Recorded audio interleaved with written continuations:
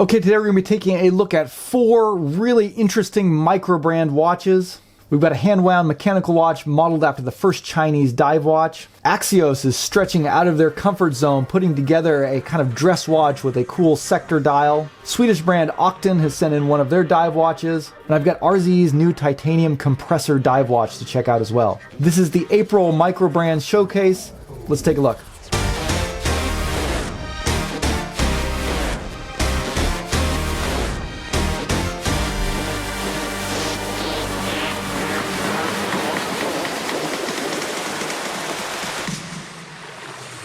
Hey guys, welcome back to Just the Watch. My name's Dave, I live in Japan, and I love to collect affordable watches. And if you're on a budget when it comes to you watch collecting or watch purchasing, and you want to maximize that and get the best specs and get really cool designs that are a little bit outside of the norm, Microbrand watches really are the place to look. However, in the last few years, there's just been a huge explosion of Microbrands. It can be a little bit difficult to keep tabs on the watches that are out there, what the new releases are, and that's what this Microbrand showcase is all about. Each month I take a look at the Microbrand watches that are out there and select 3 or 4 of them to feature here on this video. Now, some of these watches were given to me by the brands, others were just sent in on loan, and I'll be shipping them on to other reviewers. But because I did receive some of these watches for free, that's why you saw the paid promotions flag at the beginning of this video. However, as always, other than the watch itself, I didn't receive any compensation for this video, nor did any of the brands have any input into the content of what I'm saying. So with that out of the way, let's jump into taking a look at our watches today. We're going to be taking a look at a watch from Axios. They're a Singaporean-based micro brand that has a little bit of a relationship with Zelos.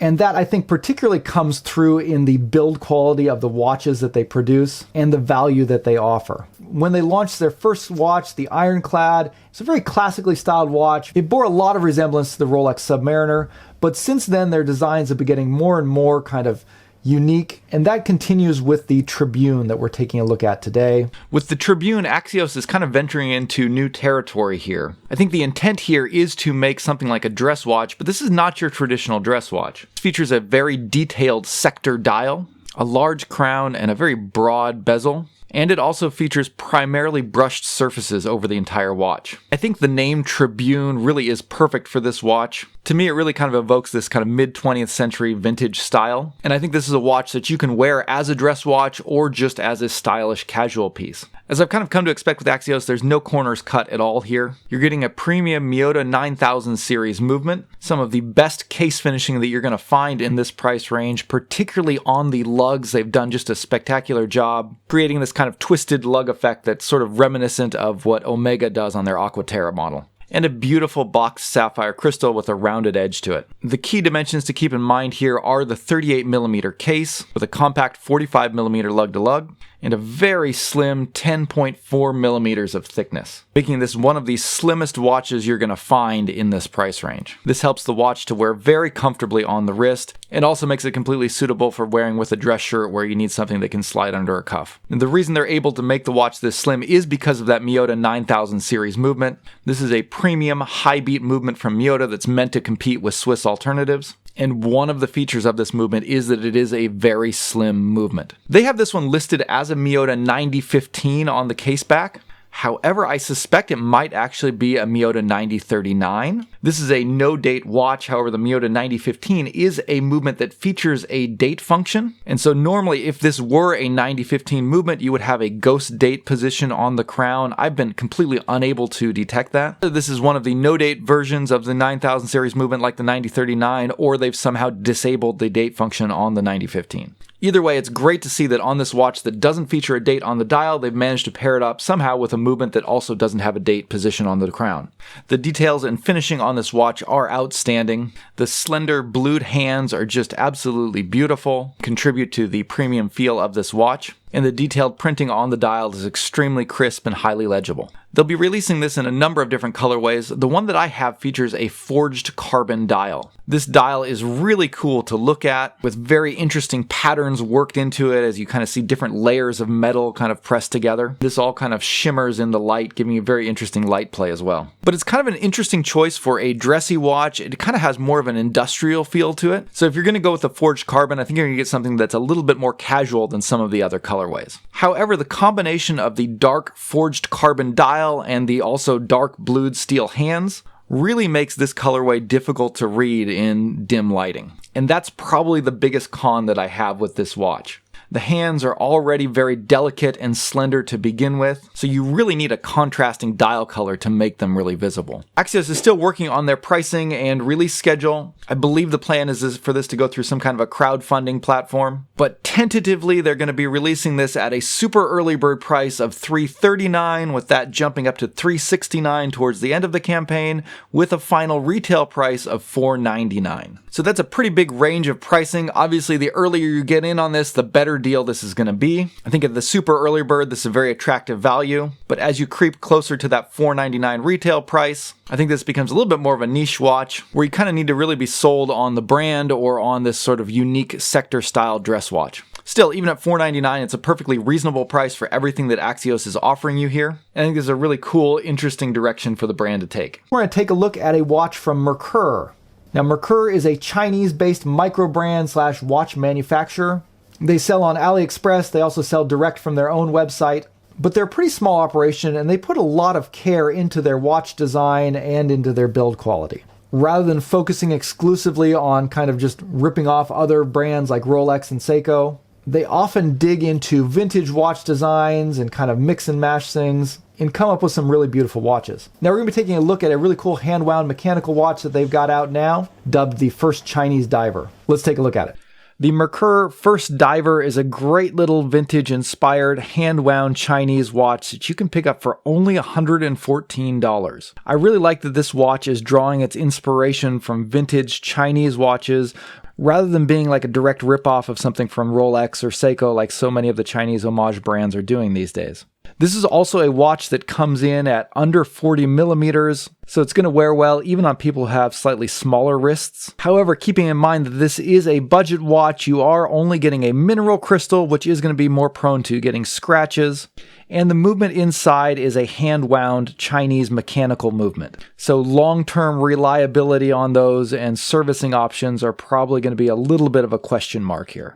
Merkur has this movement listed as the M01X, and they claim that it's a movement that they developed themselves. It's a fairly basic hand-wound movement that does not feature hacking, but in the limited time that I've had with it, it feels pretty robust and does allow for the watch to be made very slim. So far, this one has been running at about plus 20 seconds per day for me.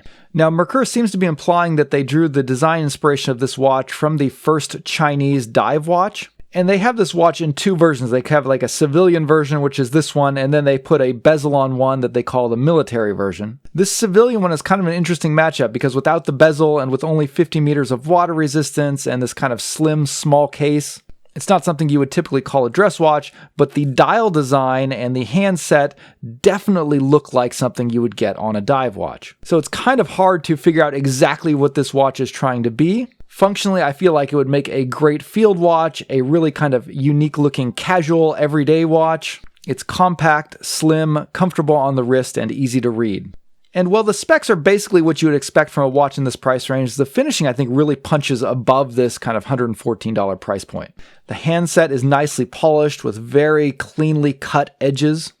The case makes good use of radial brushing going across kind of the top of the broad lugs with a high polished shine going along the side of the case with very sharp definition between the polished and brushed areas of the watch. The watch also features a very vintage looking, highly domed mineral crystal, which makes the edges of the dial almost look like they're curved. In fact, it looks so much like it is curved that it just might be. I'm not 100% sure here. It reminds me a lot of the crystal you would get on an Orient Bambino. It's also paired up with a pretty decent leather strap, which is similar to some high-end Epson leather straps that I've seen before. It's well built, has a nice finish to it, and a good taper, and it really matches the character of the watch well. Overall, this is just a really fun, kind of quirky release from Merkur. It is very proudly a Chinese-based and built watch, both with the design inspiration and with all of the markings on the dial and the case back being in Chinese.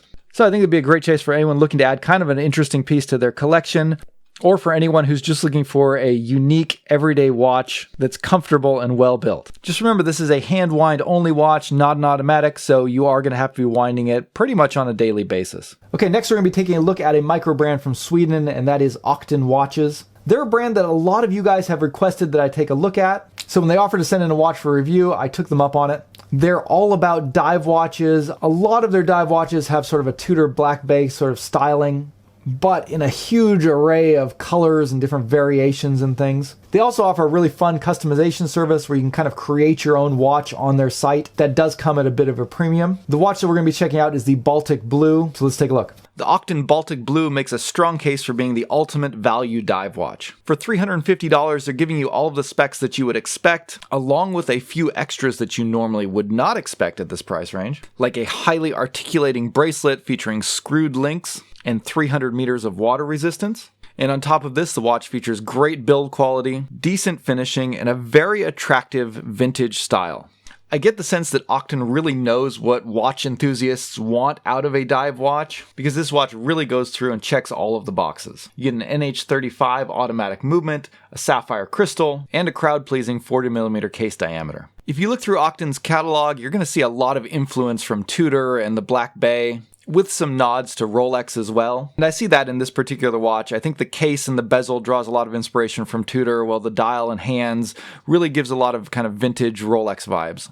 But I appreciate that while there's some obvious influences here, this doesn't appear to be like a direct one-to-one copy or homage of any particular watch out there.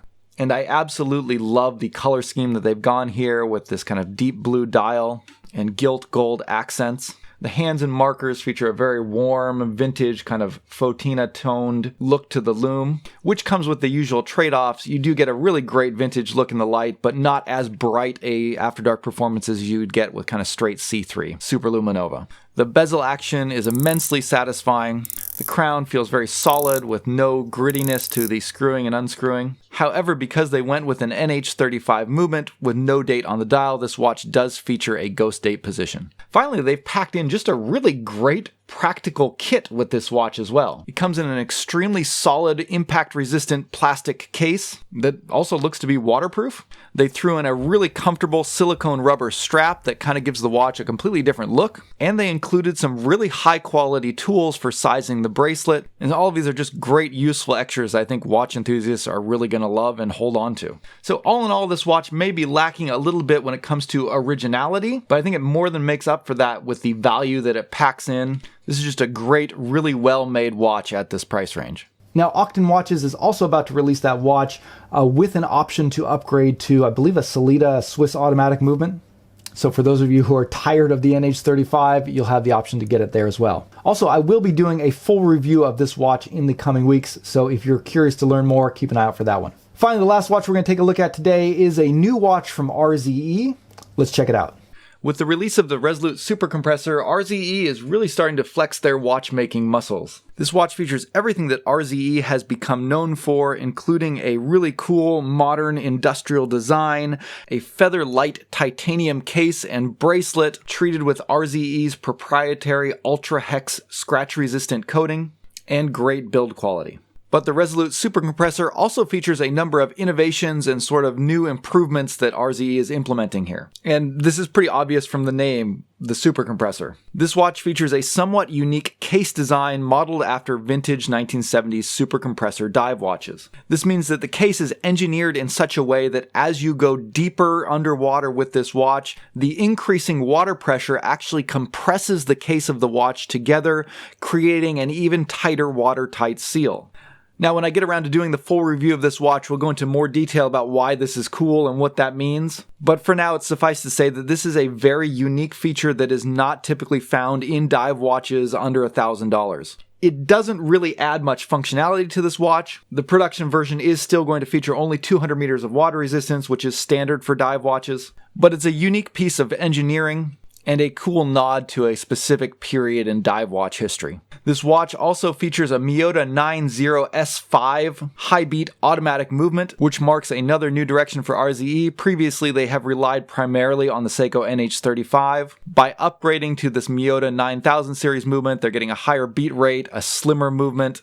And with RZE operating kind of in a little bit higher price range, with this particular watch coming in at a $699 full retail price after the $599 pre-order is over, The Miyota 9000 series movement is one that you would more expect at this price range. The other update that I've seen in this one is to the clasp. This one now features a dual push-button deployant clasp, whereas on previous RZE watches I've reviewed, it's just been kind of the friction-based one, where you kind of just got to pull really hard to open it up. Finally, this watch also features an internal rotating bezel, and I love that they've gone with a 12-hour bezel on this one. That's just a personal preference for me. I just love 12-hour bezels. The bezel operates very smoothly with the use of this second crown, and it is a screw-down crown on the bezel operation, allowing you to lock it in place, so once the bezel's locked, it's not going to move at all. However, the action is a little bit loose, and so occasionally I would find that the bezel would jump a little bit when I started screwing it back in, which is kind of annoying if you're trying to get that marker lined up just perfectly. Now, this model that I have in for review is a prototype, so you'll notice on the dial it says 100 meters of water resistance. It actually is going to be the full 200 meters when they get into the production, and there may be a few other changes as well. There's a lot more to talk about with this watch, so stay tuned for the full review coming next month. All right, guys, that's going to wrap it up for today. Thank you so much for checking out the April Microbrand Showcase. Again, please subscribe to the channel if you are interested in this kind of content. If you're looking for ways to keep tabs on all the different microbrands that are being released, every month I'll be taking a look at the ones that I think are the most interesting. Again, I make the selections without having seen them in hand, so I don't always know exactly what's going to come in. I'm not saying I'll always be bringing you the best microbrand watches each month, but hopefully at least the most interesting ones. But that will wrap it up for today. Drop me a comment down below. Let me know which of these 4 watches was your favorite. Also, if you're interested in a t-shirt, you can head over to my website and get this one that I'm wearing here. It's a turtle with a turtle for a shell. I recently dropped the prices on all my t-shirts, so a little bit more available. Pick one up, help support the channel. But that'll wrap it up for today. Thanks for watching. We'll see you later. Bye.